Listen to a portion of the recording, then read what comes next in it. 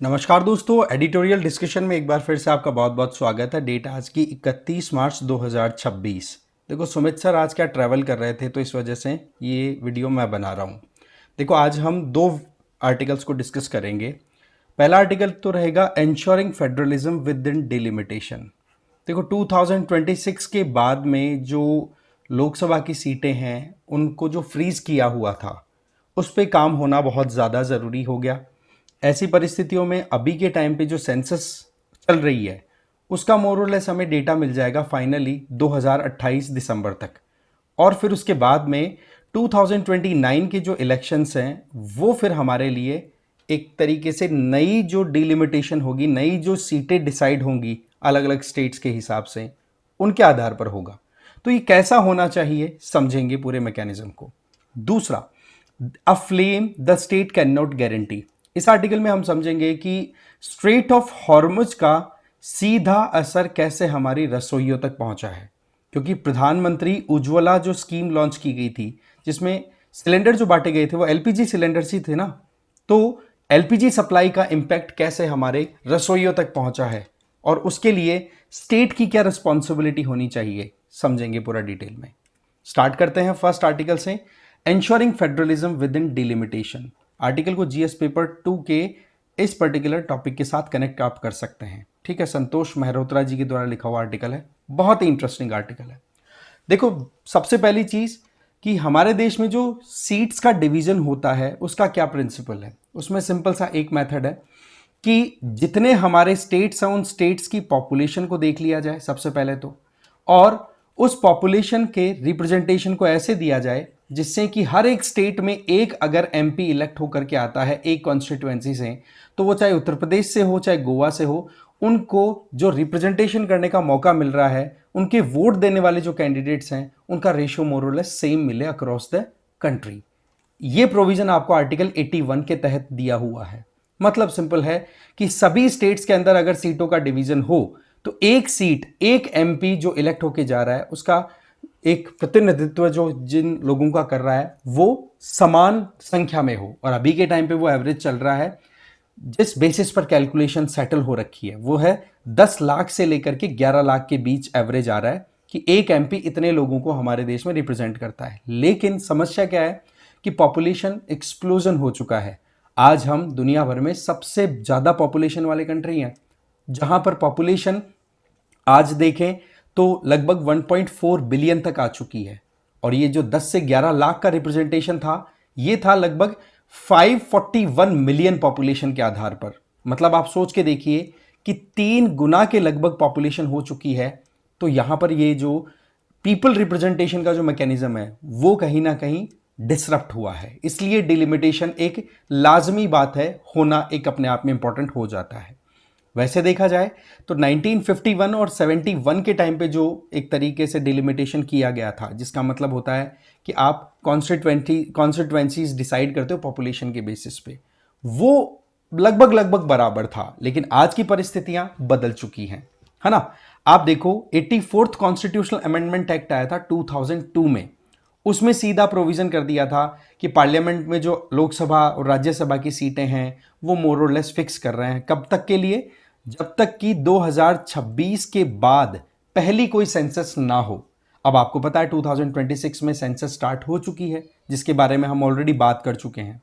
अब यहां पर पॉइंट क्या आ रहा है कि ये जो फ्रीज करने का मैकेनिज्म था 2000 में, 2002 के इस 84th कॉन्स्टिट्यूशनल अमेंडमेंट एक्ट के आधार पर, वो ये था कि स्टेट्स को इस तरफ पुश किया जाए कि आप अपने स्टेट में ऐसे फैमिली प्लानिंग प्रोग्राम्स को प्रमोट करिए जिससे कि पॉपुलेशन को हम कंट्रोल कर सकें। और इसका सिंपल सा एक तरीका ये होता है कि टोटल फर्टिलिटी रेट जो है उसको हमें कैसे भी करके 2.1 तक लेकर के आना, जिसको हम रिप्लेसमेंट रेट बोल दिया करते हैं। इसका मतलब सिंपल है कि एक महिला 15 से लेकर के 49 साल, या फिर ये कहें कि अपनी रिप्रोडक्टिव एज के दौरान या पूरी लाइफ के दौरान एवरेज कितने बच्चों को पैदा कर रही है, वो टोटल फर्टिलिटी रेट होती है। तो उसकी अगर गणित लगाएं तो वो अगर 2.1 पे रहता है तो वो रिप्लेसमेंट के तौर पे देखा जाता है कि हाँ जी, माँ बाप की जगह बच्चे ले लेंगे, राइट। इससे ज्यादा अगर होती है तो पॉपुलेशन बढ़ती है, इससे कम होती है तो पॉपुलेशन डिक्लाइन होने का डर रहता है, जो कि इकोनॉमिकली ठीक भी नहीं है, लॉन्ग टर्म पर्सपेक्टिव में ठीक भी नहीं है। तो ये मोर और लेस फैमिली प्लानिंग का जो प्रोग्राम था, ये किन स्टेट्स के द्वारा प्रॉपरली किया जा रहा है, किन के द्वारा नहीं किया जा रहा, ये एक अपने आप में इंपॉर्टेंट पॉइंट बन जाता है अभी जो डिलिमिटेशन होना है उसके हिसाब से। अब देखो, लोकसभा की सीटें 2026 तक तो अनऑल्टर्ड रही, लेकिन मैंने आपको सारी टाइमलाइन बता दी कि अक्टूबर 2020 तक हमारे पास में रिजल्ट आएंगे सेंसस के, और 2029 के जो लोकसभा इलेक्शन होंगे वो डेफिनेटली नई लोकसभा सीट जो बनेगी, नंबर्स की संख्या में जो बढ़ोतरी होगी, क्योंकि अगर हम रेशो की बात करें तो वो रेशो डिसरप्ट हो चुका है पॉपुलेशन बढ़ने के चलते। तो 2029 के इलेक्शंस डेफिनेटली नई लोकसभा सीट्स के बेसिस पे होंगे। तो यहां पर क्या किया जाए, कैसे हम इक्वल शेयर इंश्योर करें? देखो, कुछ स्टेट्स ऐसे हैं जिन्होंने बहुत बढ़िया परफॉर्मेंस दी है। जैसे अगर हम देखें तो हमारे पास में नेशनल फैमिली हेल्थ सर्वे है, जिसके आधार पर राइटर ने एक पूरा एनालिसिस करके अपनी डिटेल दी है कि कौन से स्टेट्स कहां पर स्टैंड करते हैं। सबसे पहला सवाल आपके दिमाग में आ रहा होगा कि हमारा टीएफआर कहां है। देखो, नेशनली अगर देखें तो 2019 का जो national family health survey round 5 है, उसका डेटा है ना, तो नेशनल टोटल फर्टिलिटी रेट चल रही है 2.0। इसका मतलब रिप्लेसमेंट रेट से हम थोड़ा कम है। इसका मतलब अगर डिटेल में समझें तो आप यहां से देखिए कि आप 9 ऐसे स्टेट्स पाएंगे जिसमें हिमाचल, पंजाब, दिल्ली, गोवा, आंध्र प्रदेश, जिसमें तेलंगाना भी आ गया है ना, कर्नाटक, केरला, ये ऐसे स्टेट्स हैं जिन्होंने टीएफआर 2.1 तक अचीव कर लिया, उससे भी कम है। मतलब डेमोग्राफिक परफॉर्मेंस में इनका एक अच्छा आउटकम देखने को मिला है। अगर हम थोड़ा सा कंपैरिजन करें national family health survey round 2005-6 को 2019 के साथ में, परफॉर्मेंस का ध्यान है।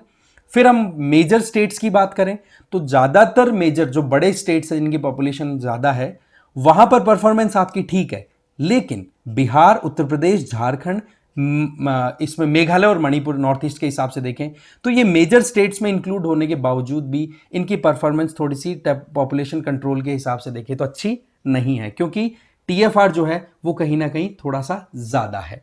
कहने का मतलब ये है कि ये जो सदर्न स्टेट्स हैं हमारे, वहां पर हम देखें, थोड़े से नॉर्थ या नॉर्थ वेस्टर्न स्टेट्स की बात करें, वहां पर परफॉर्मेंस फिर भी ठीक है।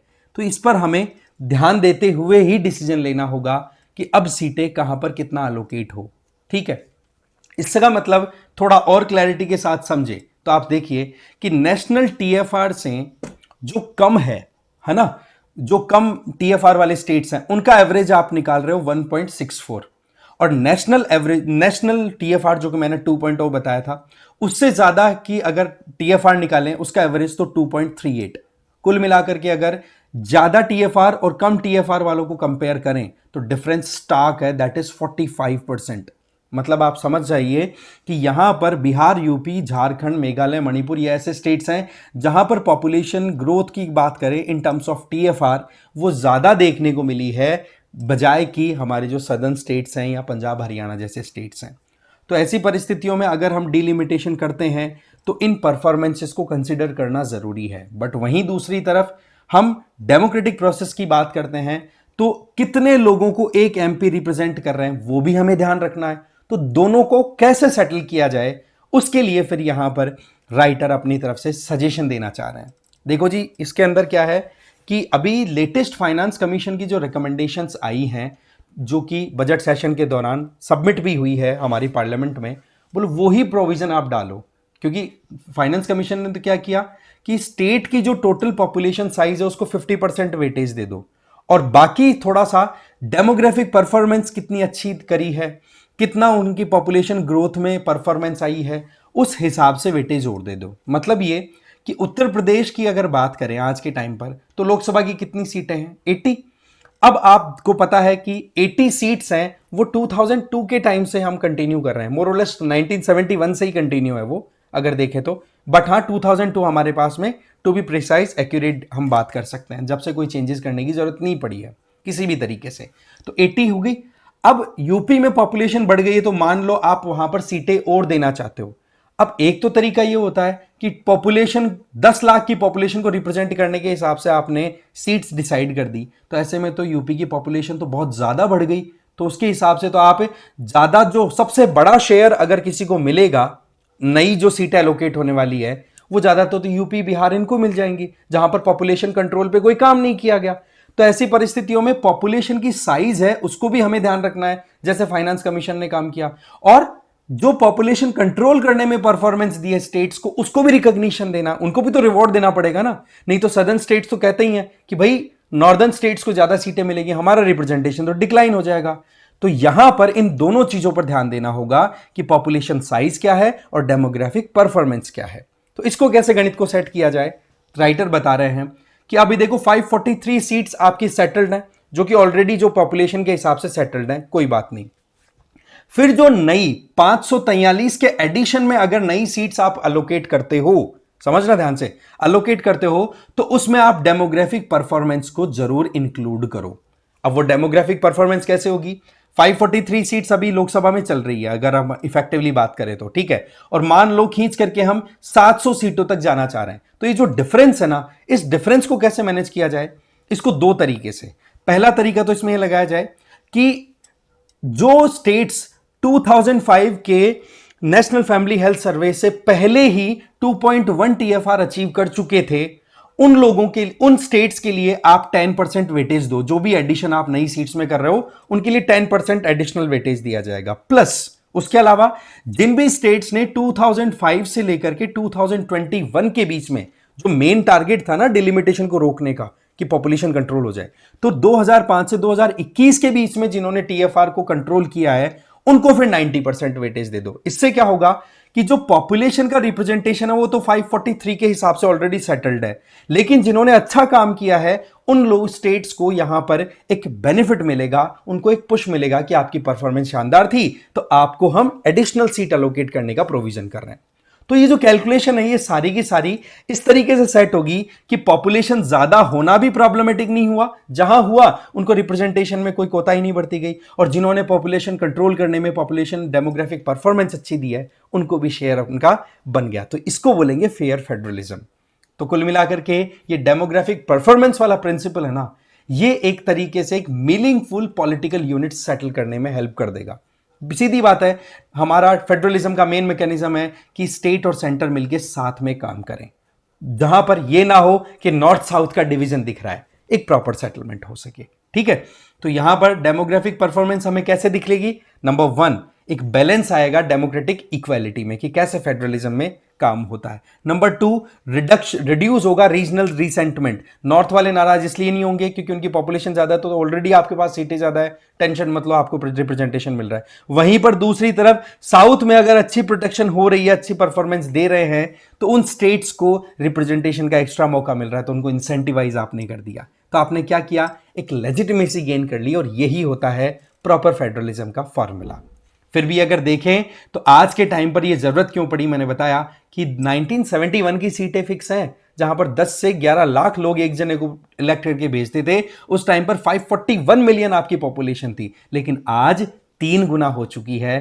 तो एक वाइब्रेंट डेमोक्रेसी के चलते अगर हम इसी रेशो को कंटिन्यू करते हैं, तो राइटर यहां पर एक पॉइंट उठाना चाह रहे हैं कि अगर हम 10 से 11 लाख के रिप्रेजेंटेशन के हिसाब से चलेंगे ना, तो सीटें बहुत ज्यादा हो जाएंगी, तो एक इफेक्टिव मैनर में काम करना हमारे लिए बड़ी प्रॉब्लम होगी।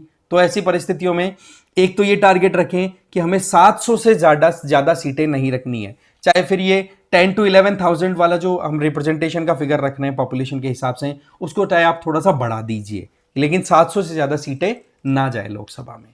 लेकिन अब मुद्दा क्या है कि यहां पर नॉर्थ साउथ का मैटर ही नहीं है। क्यों? आपने देखा अच्छे से, पंजाब, हरियाणा, हिमाचल और गोवा ये ऐसे स्टेट्स हैं जिन्होंने टीएफआर को कंट्रोल करने के लिए बहुत सक्सेसफुल एफर्ट किए हैं। तो हम ये नहीं कह सकते कि सदर्न स्टेट्स ही बहुत बढ़िया कर रहे हैं। कुल मिलाकर के हमें हमारी यूनियन को और ज्यादा स्ट्रांग बनाना है, तो इस फेडरलिज्म को फेयर बनाए रखना जरूरी है। क्लियर है? नेक्स्ट चलते हैं। अ flame the state can not guarantee. देखो, उज्ज्वला स्कीम से संबंधित ये आर्टिकल है, जीएस पेपर 2 गवर्नमेंट पॉलिसी से रिलेटेड ये टॉपिक को आप कनेक्ट कर सकते हैं। राहुल वर्मा जी का लिखा हुआ आर्टिकल है। होता क्या है कि मार्च 2026 में एलपीजी क्राइसिस स्टार्ट हुआ। सबसे बड़ा कारण क्या था? स्ट्रेट ऑफ हॉर्मज में जिस तरीके से ब्लॉकेड लगा ईरान की तरफ से, इसमें एक चीज निकल के आई जो कि साफ साफ दिखाई पड़ती है, क्या कि हम कंप्लीटली एलपीजी के हिसाब से कितना डिपेंड करते हैं इंपोर्ट्स पे, और एक चौक पॉइंट ने सब कुछ धराशायी कर दिया। कैसे?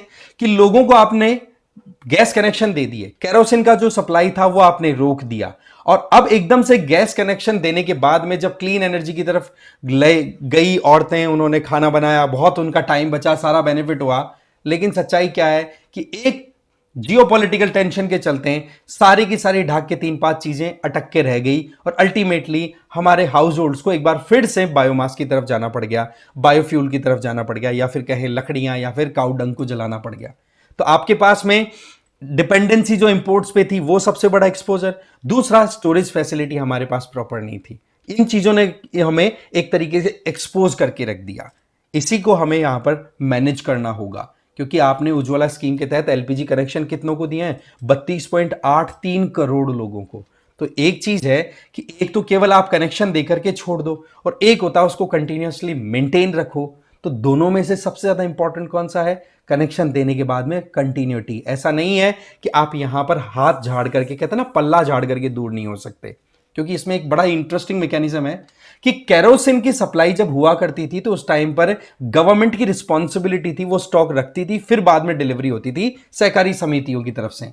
लेकिन अब जब से उज्ज्वला स्कीम आई है, तब से जो सिलेंडर्स दिए जा रहे हैं, कनेक्शन तो गवर्नमेंट ने दे दिया प्रधानमंत्री उज्ज्वला स्कीम के नाम से, लेकिन सबसे बड़ी प्रॉब्लम क्या है कि यहां पर स्टेट का रोल एकदम खत्म हो गया। क्यों? क्योंकि आप जो एलपीजी गैस सिलेंडर परचेज करते हो, चाहे वो सब्सिडाइज्ड रेट पे ही लेते हो, वो सारा का सारा मार्केट इकोनॉमी के आधार पर है। इंटरनेशनल मार्केट में प्राइसेस फ्लक्चुएट करेगी तो आपके सीधी रसोई के ऊपर असर आएगा।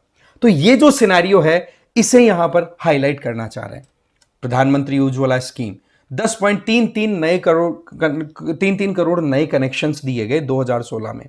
टारगेट था बीपीएल फैमिलीज, इसके थ्रू कैसे भी करके एक रिलीफ दिया जाए, और इस बात को रिकॉग्निशन भी मिला है।